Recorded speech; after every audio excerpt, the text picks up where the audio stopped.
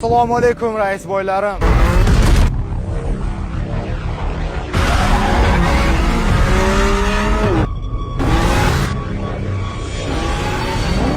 Biz Qozog'istonga keldik, Doniyor bilan gong o'ynash uchun. Bizni Toychot tayyor.